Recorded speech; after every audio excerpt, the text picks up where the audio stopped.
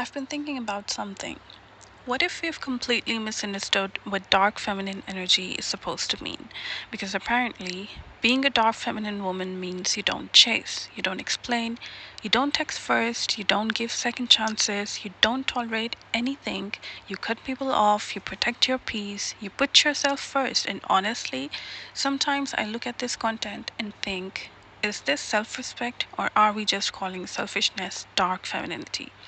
Because there's a very fine line between knowing your worth and becoming so obsessed with protecting yourself that you stop caring about anyone else. And I think we need to talk about that. Because if you're a people pleaser, you're probably on the complete opposite end of the spectrum.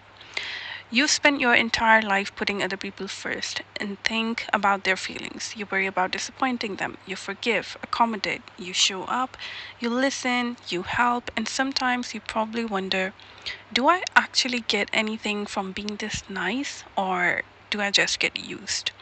And that's a painful question because eventually you start looking back at all the times you were there for people and wondering, did they appreciate me? Would they do the same for me? Why am I always the one making the effort? And when you're exhausted enough, the internet gives you a very tempting answer. Stop caring, stop being nice, stop giving, stop explaining, stop putting anyone before yourself.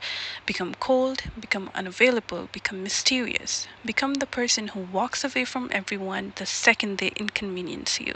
And suddenly you're dark feminine. But is that really what self respect looks like? I don't think so.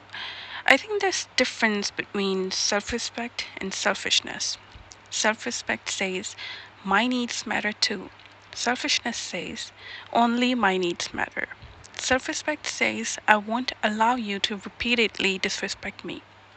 Selfishness says, I don't care how my behavior affects you. Self respect says, I can love you and still have boundaries. Selfishness says, you should accommodate me because I come first. See the difference? Putting yourself first sometimes doesn't mean you have to put everyone else last. And I think that's something we've lost in a lot of online self help content because relationships require effort, friendships require effort, family requires effort, love requires effort. Sometimes people will inconvenience you. Sometimes you will have to compromise. Sometimes you will have to listen to something you don't particularly want to hear. Sometimes you will have to show up when you're tired. Sometimes you will have to apologize, be the bigger person, but that isn't automatically people pleasing. Sometimes that's just caring about someone. And I think this is where we need to be careful with the phrase protect your peace. Because protecting your peace shouldn't mean avoiding every uncomfortable conversation. It shouldn't mean cutting someone off the moment they disappoint you. It shouldn't mean refusing to communicate because the right people will understand.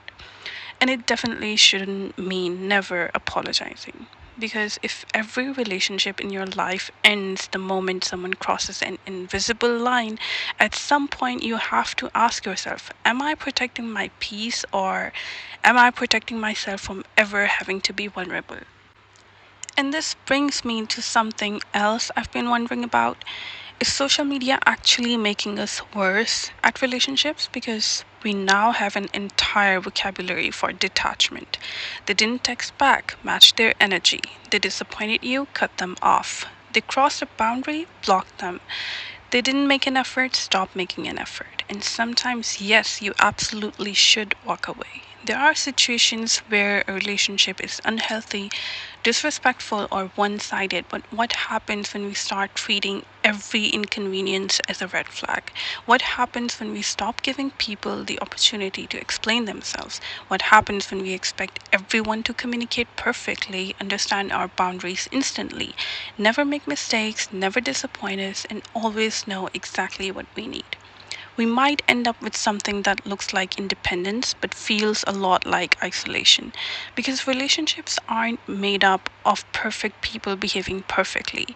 They're made up of people who sometimes understand each other, people who make mistakes, people who have bad days, people who sometimes need to be told that they've hurt you, and people who, if they care about you, are willing to listen and do better. That's why I don't think dark femininity should be about being mean. It shouldn't be, I don't need anyone. It should be, I don't need to abandon myself to keep someone. That's very different. And if you're a people pleaser, this distinction is incredibly important because you might have spent years believing that being a good person means always putting your loved ones first. And there's nothing wrong with loving your people deeply. There is nothing wrong with being generous or making your family happy, showing up for your friends.